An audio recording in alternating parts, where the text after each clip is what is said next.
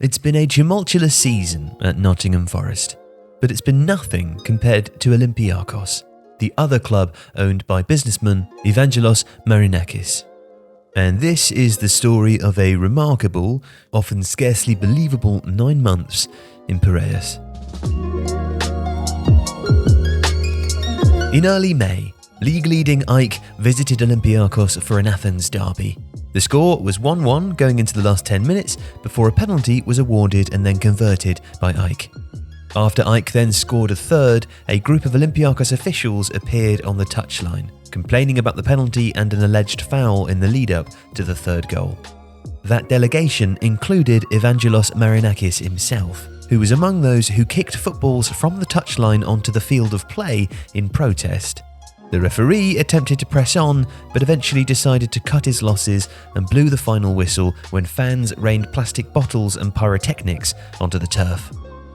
After the final whistle, Olympiacos fans flooded the pitch, clashing with police as both sets of players and the officials hastily made for the safety of the dressing rooms. But the dressing room was no safe haven for Italian referee David Massa.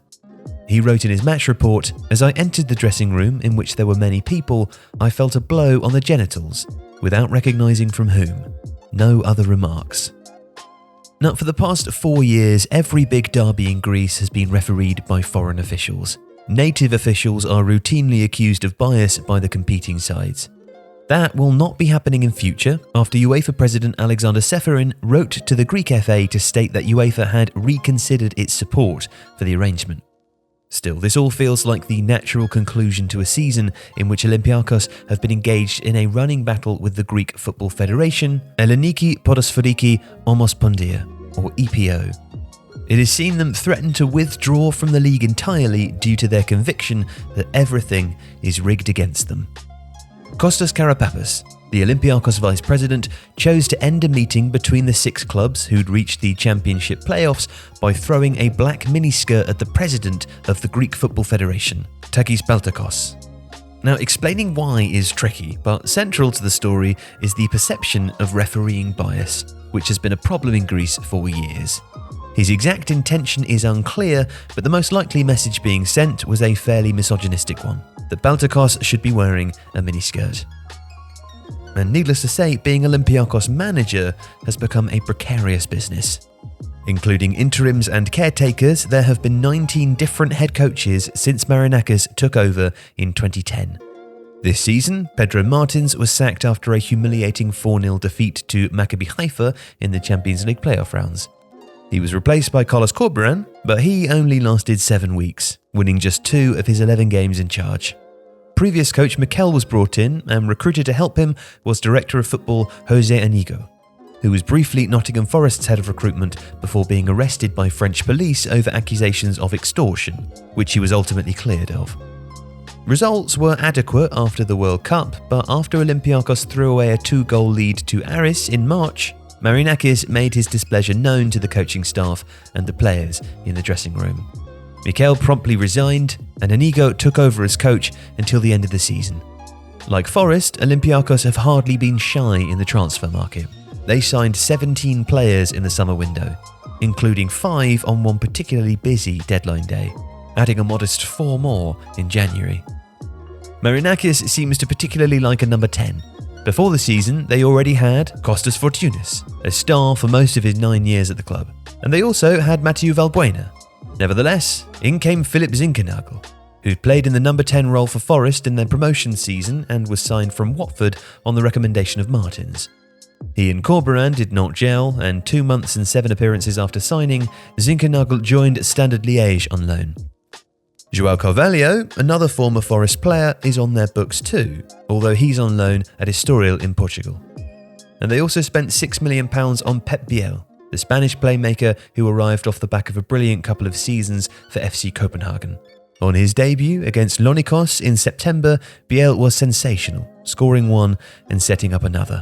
And a week later, they signed James Rodriguez. The Colombian had been playing in Qatar before Olympiacos came calling, and there was little sporting justification for bringing him in, but the Marinakis family enjoy a prestige signing. James signed for 1 year with an option for another, and once he built up some fitness, he started quite well, before his form disappeared, and by April, losses were cut and his contract was mutually terminated. Still, that was a success in comparison to Marcelo. Now 34, he was greeted by 20,000 fans at the stadium for his unveiling, presented by Marinakis in person. But his performances were so bad that Mikel essentially gave up on him, and he departed in January, having made just 10 appearances. Sime Veselko, the Croatian right-back who at one time had been a stalwart of Diego Simeone's Atletico Madrid, joined as another marquee signing, but his contract was also cancelled in January. He promptly retired and became an agent. Abubakar Kamara, the former Fulham Maverick, came and went. Conrad de la Fuente, a Spanish-American winger, joined on loan from Marseille, played a handful of games, and has not been seen since. All in all, Olympiacos had used 43 players by the middle of October. So, the question of whether Marinakis is still popular after all of this is complicated. On the surface, he still is, with his supporters eager to point out that this is the most successful period in the club's history and that they were nowhere when he arrived. Recently, Gate 7, the Olympiacos Ultras group, put out a lengthy Twitter thread bemoaning the state of things, but were sure to clarify that they were still grateful to and backed Marinakis. And he has also brought plenty of success, 10 league titles in 13 seasons. However, there is discontent bubbling under the surface. While they might not be the most vocal section, there are fans who regard Marinakis' behaviour, not least the antics during the AEK game, as not becoming of a storied football club. There is also a perception that attention has been diverted to Forest since promotion to the Premier League. Several Olympiacos officials also have responsibilities in Nottingham, not least Marinakis' son, who is seen as the heir apparent and has been heavily involved in the family business, particularly in the recruitment of several players at both clubs, announcing the signing of Jesse Lingard at Forest on his own Twitter account before even the official club account had. His fingerprints were all over some of the glitzier moves at Olympiacos. He was very visible when James and Marcelo signed, but after their signings didn't work out, he's been less visible. So, will things calm down after this season?